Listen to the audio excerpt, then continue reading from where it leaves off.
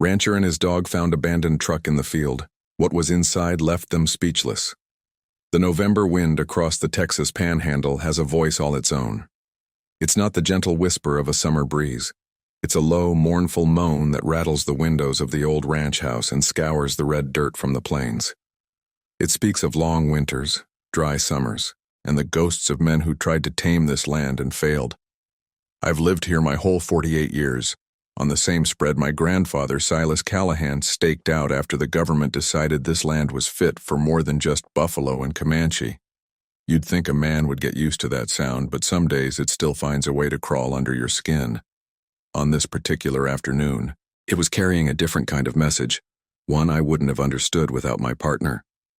Scout, my Australian shepherd, was trotting ahead of my old quarter horse, Dusty. His blue and brown eyes, one of sky and one of earth, were fixed on the horizon, his ears swiveling to catch every secret the wind carried. He's more than a dog. He's an extension of my own senses. He can smell a storm an hour before the sky turns gray and hear a sick calf lowing from a half-mile away.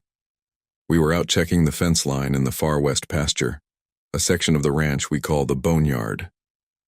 It's a harsh piece of ground, all rock and mesquite, bordering the old abandoned homestead that fell to ruin during the Dust Bowl.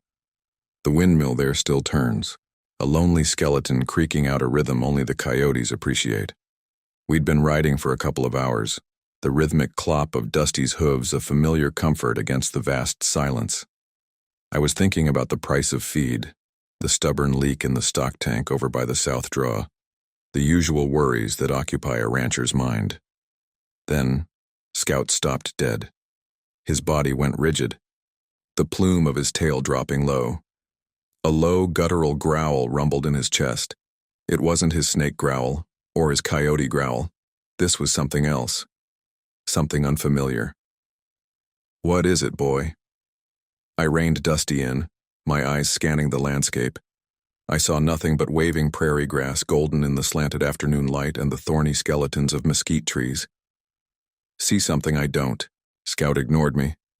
He lowered his head, sniffing the ground intently, and began to circle a wide, shallow depression in the earth, almost perfectly round and about 20 feet across.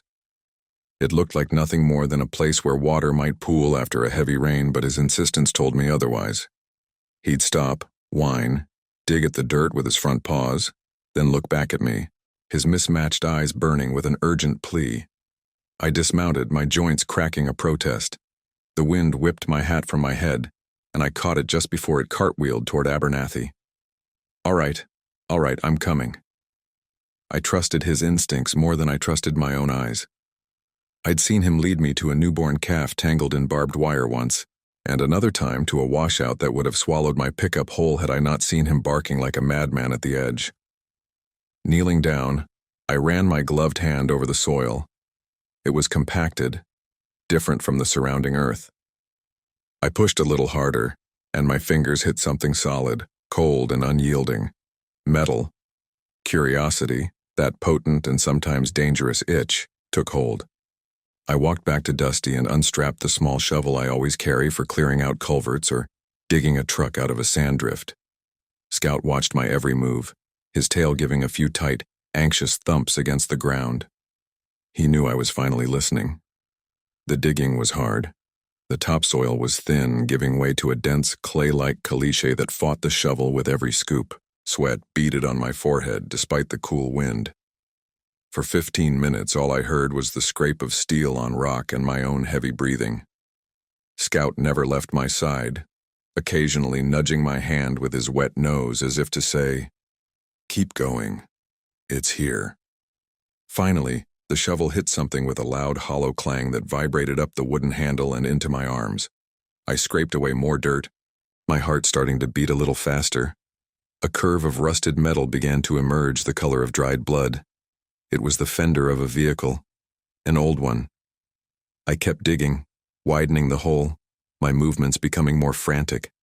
A running board, a door with a ghost of faded green paint, a shattered windshield frame.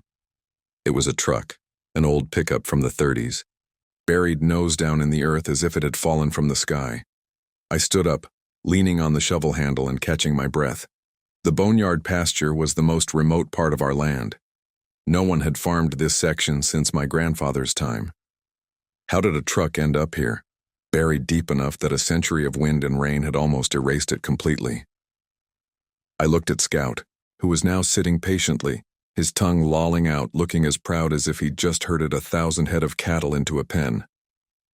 "Well, I'll be," I murmured, the words snatched away by the wind. "What in the Sam Hill have you found, boy?" My gaze fell on the truck bed, or what was left of it. Most of it was rusted through, but nestled against the back of the cab, protected by a slight overhang, was a shape. It was dark, rectangular, and didn't belong. I slid into the hole I'd dug, the loose dirt crumbling around my boots. Reaching into the truck bed, I brushed away decades of accumulated soil.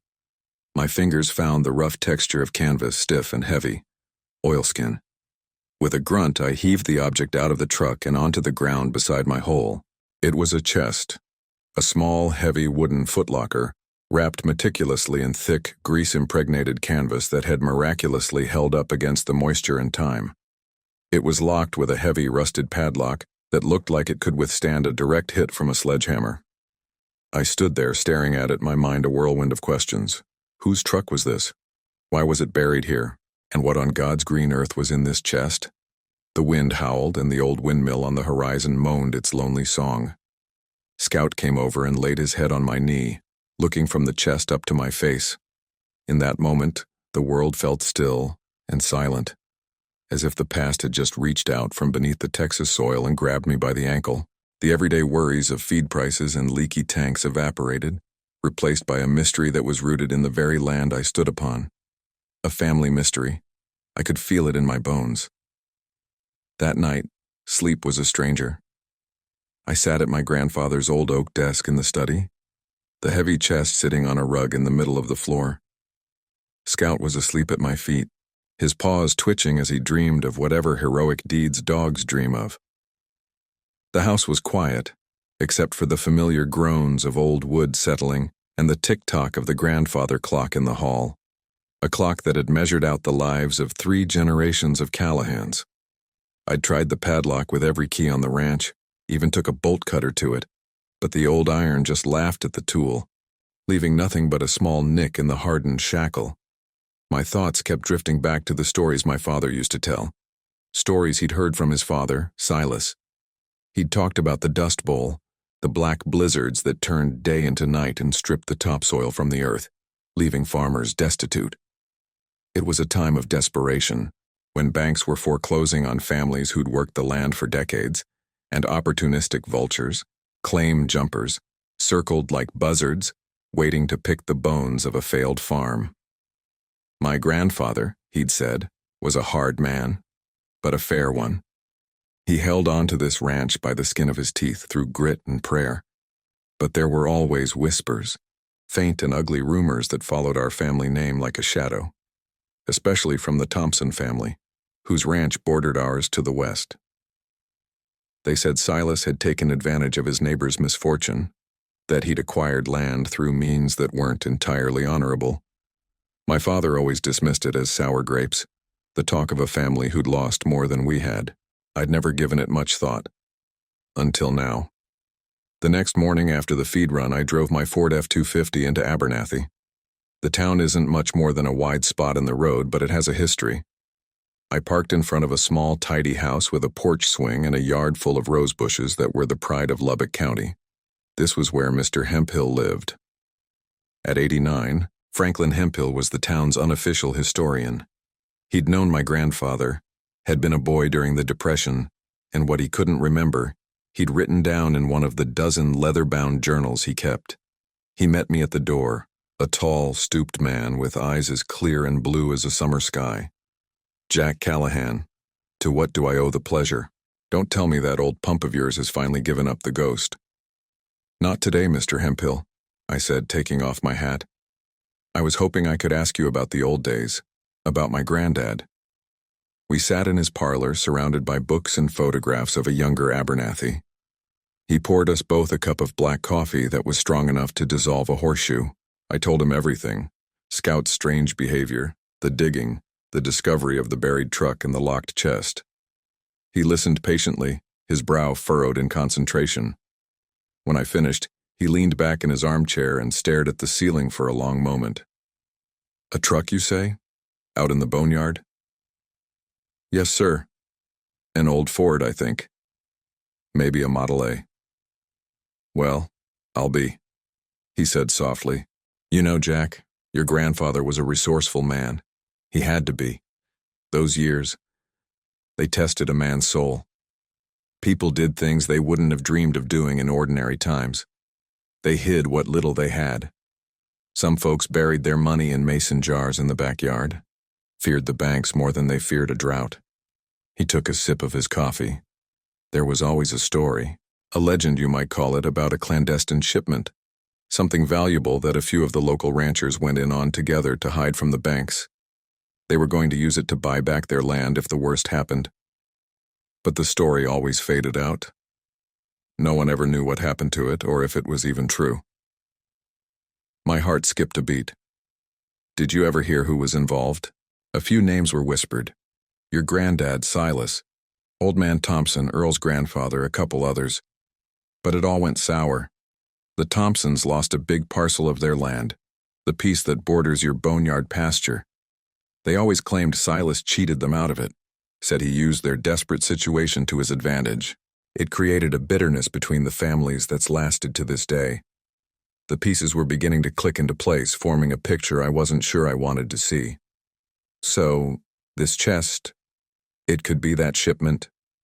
"It could be," he said, his blue eyes locking onto mine. "Or it could be nothing. But if it is what I think it is, you be careful, Jack. Old wounds carry old grudges, especially when land and money are involved. Some folks like Earl Thompson might feel they have a claim to whatever you found." I left Mr. Hemphill's house with my head spinning. The weight of the past felt heavier than ever. When I got back to the ranch, I knew where I had to look next. The attic. It was a dusty, forgotten space, filled with my mother's old furniture and boxes of things no one had the heart to throw away. In a corner under a canvas tarp was my grandfather's old steamer trunk. Inside, among moth-eaten wool blankets and his honorable discharge from the Great War, I found them, his journals. They were small, leather-bound books, the pages filled with his neat, deliberate script. For hours, I sat on the dusty floorboards, Scout's head resting on my thigh, and read about a world I could barely imagine. He wrote about the price of cotton, the lack of rain, the dust storms that choked the cattle and the children. His entries were spare, the words of a man who didn't waste anything, not even ink. But the fear and desperation were there between the lines. Then, I found it. An entry from October 1934. "The wind does not stop. The earth is leaving us, heading for the ocean. Thompson is on the verge of ruin. The bank sent a man from Lubbock, an ultimatum. We cannot let them be put off their land. The plan is set for tonight. A hard choice, but the only one. We will make a safeguard. Something for a better day, if such a day ever comes. God help us." A few pages later, another entry, dated a week later. "The deed is done. It is buried deep. A heavy secret to carry. The truck gave out on the West Road, had to be dealt with. Lord, let this be the right thing. The whispers have already started. They look at me with suspicion. But honor is a quiet thing. It does not need an audience. A safeguard. The truck gave out. It had to be Silas's truck. He'd buried it, chest and all, after it broke down, making it look like it simply disappeared. He was protecting something, but in doing so, he'd seemingly damned his own name for generations." The journal didn't say what was in the chest, nor did it explain the details of the plan with Old Man Thompson. But it was enough. It was a thread, and I knew I had to pull on it. The next day, I drove to the Lubbock County Courthouse, a place I usually only visited to pay property taxes. In the records room, a dusty, book-lined annex that smelled of aging paper and leather, I asked a clerk for the property survey maps from the 1930s. After an hour of poring over brittle, yellowed documents, I found the plat map for our section, dated 1934. And there it was, a discrepancy. A section of land about 300 acres, the very piece of the boneyard where I found the truck, was listed under Silas Callahan's name, transferred from the Thompson property. The date of the transfer was just 2 days after that cryptic journal entry. On paper, it looked exactly like the rumors suggested. My grandfather had bought a huge chunk of his neighbor's land when they were at their most vulnerable. But my grandfather's words echoed in my mind. Honor is a quiet thing. There was more to this story. The answer had to be in that chest. When I got back to the ranch, there was a fresh set of tire tracks in my driveway, leading away from the house. Scout met me at the door, a low growl in his throat. The fur on his back bristled. He'd been agitated. I checked the house. Nothing was out of place but the chest. There were fresh scratches on the wood near the lock, and a couple of pry marks on the lid. Someone had been here. Someone had tried to get it open. My blood ran cold. I looked out the window toward the west, toward the Thompson ranch. Earl, he must have seen me talking to Hemphill, or maybe he'd just been watching me. The stakes had just been raised. This was no longer just about the past. It was about the present. The attempt on the chest was the final push I needed. This secret couldn't stay locked away any longer. I carried the heavy footlocker out to the workshop, the one place on the ranch where brute force was a celebrated art form. Scout followed me, sticking so close his body brushed against my leg with every step. He seemed to understand the gravity of the moment, his usual playful energy replaced by a watchful, protective stillness. He lay down by the door, his head on his paws, but his eyes never left me. I set the chest on my workbench, the scarred wood looking ancient under the harsh fluorescent light. I looked at the padlock again. It wasn't just a lock. It was a guardian, a silent sentinel that had held its post for nearly a century. A part of me felt like I was committing a sacrilege by forcing it open, but the pry marks from Earl Thompson's visit had hardened my resolve. This was my family's history, my grandfather's name, and I would be the one to uncover it. I took a deep breath and picked up an angle grinder. The high-pitched scream of the tool filled the workshop, and a shower of orange sparks erupted as the cutting wheel bit into the thick iron shackle. The smell of hot metal filled the air. Scout lifted his head, letting out a soft whine, but he didn't move from his post. After a few minutes of intense, ear-splitting work, the shackle gave way with a final, sharp snap. The lock fell to the concrete floor with a heavy clang. Silence descended, thick and expectant. My hands, calloused from years of working with rope and steel, trembled slightly as I lifted the heavy wooden lid. It groaned in protest, the rusted hinges crying out after decades of disuse. I peered inside. The first thing I saw was not gold, not stacks of cash, not jewels. It was a disappointment so profound it felt like a punch to the gut. The chest was filled with papers, bundles of letters tied with faded twine, a stack of black and white photographs, and at the very bottom a thick leather-bound ledger. My heart sank. This was the great safeguard? A box of old documents. I lifted out the first bundle of letters. The top one was addressed to my grandfather, Silas, in a looping, elegant script.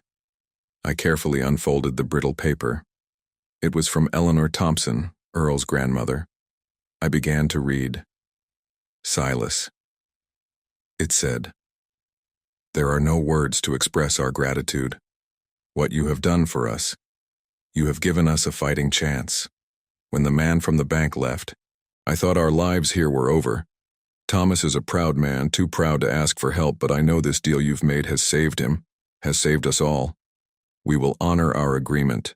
When the good times return, we will buy back our land. You are a true friend, Silas Callahan. Do not listen to the whispers. We know the truth." I sank onto a nearby stool, the letter shaking in my hand. A deal. An agreement, not a swindle. I dug back into the chest, my hands now moving with a feverish urgency. I found the photographs. One showed my grandfather and Earl's grandfather, Thomas Thompson, standing side by side in front of a new tractor. They weren't smiling, Men didn't smile much for cameras back then, but they stood close, a look of mutual respect on their hard, sun-beaten faces. Another photo showed our two families together at a shared picnic, kids running around a blanket spread on the grass. These were not the images of feuding neighbors. They were pictures of allies, of friends. Finally, I pulled out the ledger. It was the ranch's financial record from 1930 to 1940. Silas's meticulous script filled every page, detailing the price of cattle, the cost of seed, the meager profits, and the mounting debts. Then I found the entry I was looking for, dated the same week as the land transfer. It wasn't a record of a purchase. It was listed under Loans and Agreements. It read, October 28, 1934. Advance to T. Thompson the sum of $500 cash against the temporary deed transfer of 300 acres, West Pasture. Agreement. Land to be held in trust by S. Callahan until loan is repaid in full, at which time deed will be returned to T. Thompson. This is not a sale. This is a lifeline. $500. In 1934, that was a fortune. It was enough to stop a foreclosure, enough to buy seed for the next season, enough to keep a family from starving. My grandfather hadn't bought the land. He had saved it. He'd put up his own money, recorded the transaction as a sale to make it legal and binding against the bank. But the true nature of the deal was a secret handshake agreement, a matter of honor between two men, a secret now documented in this ledger. I sat there for a long time, the truth of it all washing over me. Thomas Thompson must have died before he could ever repay the loan and buy back his land. With him gone, the story died too.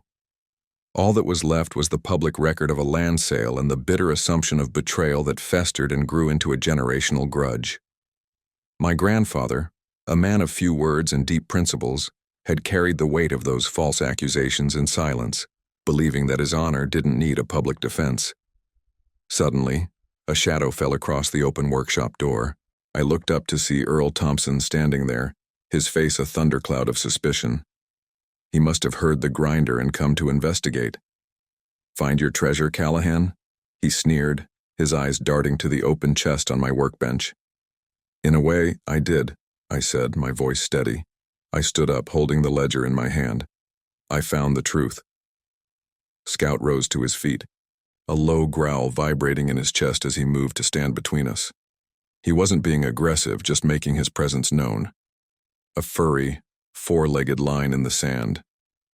"The truth is, my family's land is the land you're standing on." Earl shot back, his jaw tight. "My granddad always said yours cheated him out of that West Pasture. Said he used the dust and the depression to steal it right out from under him." "Your granddad was wrong," I said quietly. "Or maybe the story just got lost along the way. Our grandfathers were friends, Earl. They were partners." He let out a harsh, disbelieving laugh. "Partners? Is that what you call it?" He took a step forward, trying to peer into the chest. "What's in there? Gold. Money you stole from my family?" "Better than gold," I said, stepping in front of the chest to block his view. I held up the ledger. "It's proof. It's our history, a history you've got all wrong." His eyes narrowed. "I'm not interested in your fairy tales, Jack. I saw you digging out there. That's my fence line. Anything you found belongs to me as much as it does to you." The air in the workshop was thick with 80 years of resentment. I knew that showing him the ledger here, in the heat of anger, wouldn't work. He would call it a forgery, a trick. The truth needed more than just a dusty book. It needed the land itself to bear witness. "There's a marker," I said, the idea forming in my mind as I remembered a small detail from one of Silas's journal entries. A boundary marker mentioned in this ledger. An old iron stake from the original survey. It's not on the current fence line, it's further east, on my side. Earl scoffed. "There's no stake out there, just rock and rattlesnakes." "If I can show it to you," I challenged, my voice ringing with a conviction I didn't know I had. "If I can prove that the land our grandfathers agreed on is marked right where this ledger says it is, will you listen? Will you finally listen to the real story?" He stared at me, his mind clearly warring with a lifetime of inherited bitterness. I could see the conflict in his eyes. He wanted to believe the worst of me, of my family, because it was easier than admitting his own kin might have been wrong. "Fine," he finally spat out. "Show me your ghost stake, Callahan. Let's go settle this once and for all." We drove out in our separate trucks, a cloud of red dust marking our grim procession toward the boneyard. Scout sat in my passenger seat, his head resting on the center console, his intelligent eyes watching my face as if he understood every word that had been spoken. He knew this wasn't over. The final act was yet to play out on the land where it all began. The wind was picking up again, and it felt like it was carrying the voices of our grandfathers, waiting to see if their legacy would be one of honor or one of hate. The late afternoon sun cast long, distorted shadows across the plains as Earl and I stood near the newly excavated truck, a rusted monument to a long-buried secret. The wind tore at our clothes, a constant physical pressure. It felt like the land itself was holding its breath. "All right, Callahan," Earl said, his arms crossed tightly over his chest. "We're here. Where's this magic stake of yours?" I opened my grandfather's journal, the pages fluttering wildly in the wind. I'd read the passage a dozen times on the drive over. "Set the iron stake myself. 20 paces north of the twin cottonwoods in the dry wash. Hidden it in that cluster of limestone rocks. Only Thomas and I know its place. A true marker for a true agreement." I looked around. The dry wash was 100 yards away. A deep scar in the earth, and sure enough, 2 ancient gnarled cottonwood trees stood together on its bank, their bare branches clawing at the sky. "This way," I said, starting toward them. Earl followed, his skepticism a palpable force behind me. Scout trotted ahead, his nose to the ground, already working. He seemed to sense the change in my mission. We weren't just checking fences anymore. We were hunting for the truth. We reached the cottonwoods, their massive trunks scarred by time and lightning. I paced off 20 steps to the north, my boots crunching on the rocky soil. It brought me to a large, jumbled pile of limestone rocks, bleached white by the sun. They looked like they'd been there forever, undisturbed. "See?" Earl said, a triumphant sneer in his voice. "Nothing but rocks, just like I said." My heart sank. Had the marker been moved, lost to time? Had my grandfather's memory been faulty? I knelt down, running my hands over the rough surfaces of the rocks, looking for anything that seemed out of place. Nothing. Just as a wave of defeat began to wash over me, Scout started to dig. He wasn't digging idly. He was focused, frantic, his paws sending a spray of dirt and pebbles into the air. He was digging at the base of the largest rock in the pile. "Get your dog out of there," Earl grumbled. "He's just chasing a rabbit." "No," I said, watching my dog. "He's found something." Scout stopped digging and let out a sharp, insistent bark, looking right at me. I went over and, with a grunt, put my shoulder into the big limestone rock. It was heavy, but it shifted. I pushed again, and it rolled aside, revealing a patch of dark, damp earth underneath. And sticking out of that earth was a piece of iron, about an inch thick, rusted to a deep, dark orange. The top was hammered flat. It was the stake. I knelt and brushed the dirt away from it. It was sunk deep into the ground, solid and immovable. It was exactly where the journal said it would be. I looked up at Earl. The sneer was gone from his face, replaced by a look of stunned disbelief. He stared at the iron stake, then at me, then back at the stake. It's real," he whispered, the words barely audible over the wind. "It's real," I confirmed, my voice thick with emotion. I stood up and walked back to my truck, retrieving the ledger and the letter from his grandmother. I handed them to him. "Now you can read the rest of the story." He took them from me, his hands hesitant. He leaned against the side of his truck, the setting sun turning the pages of the ledger a fiery gold, and he began to read. I gave him his space, walking over to the edge of the wash and looking out over the land. My land, his land, our land. Scout came and sat beside me, leaning his weight against my leg, a quiet gesture of solidarity. For a long time, the only sounds were the wind and the rustle of turning pages. I watched the emotions play across Earl's face in the fading light. Confusion, denial, dawning understanding, and finally, a profound and heavy sorrow. He read his grandmother's letter last, his shoulders slumping as he absorbed her words of gratitude to my grandfather. When he finally looked up, his eyes were wet. "All these years," he said, his voice hoarse. "All my life, I was raised on a story of betrayal. My father hated your father. My grandfather, he died of pneumonia just a year after this was written. He never got the chance to make it right. The story got twisted. It turned into something ugly. The dust and the hard times, they twisted a lot of things," I said. My granddad wrote in his journal, "Honor is a quiet thing." He never defended himself. He just lived his life knowing he'd done right by his friend. Earl walked over to me, the ledger and letter in his hand. He stopped at the real boundary line marked by the iron stake. He was on his land and I was on mine, with only a few feet of air between us. He extended his hand across the invisible line. "I'm sorry, Jack," he said, his voice cracking. "For my father. For my grandfather's silence. For a lifetime of bad blood that never should have been. Your grandfather was an honorable man. He saved my family." I took his hand.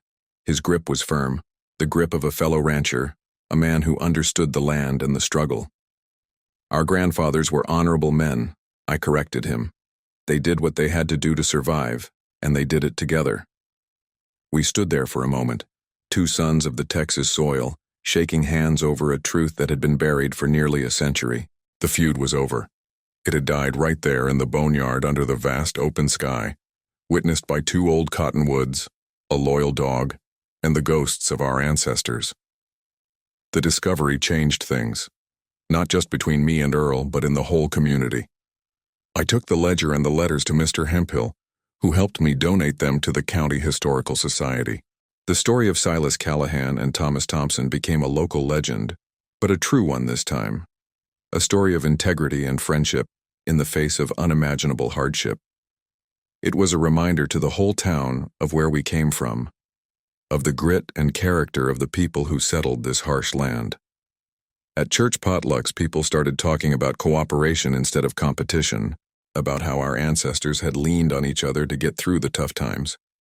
The Thompson and Callahan families started sharing a pew on Sundays. Earl and I even started helping each other out during branding season, our crews working side by side, the way our grandfathers should have. The treasure in that chest wasn't gold or money. It was something far more valuable. It was our family's good name. It was the truth. It was a legacy of honor that had been lost and was now found.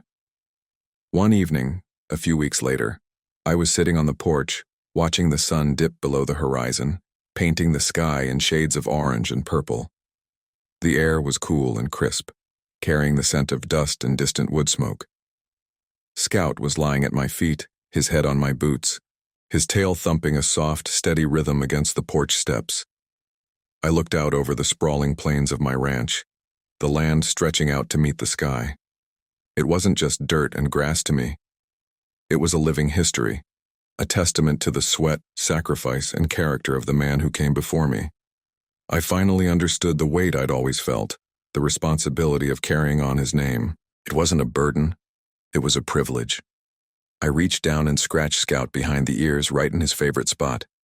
He leaned into my hand with a contented sigh.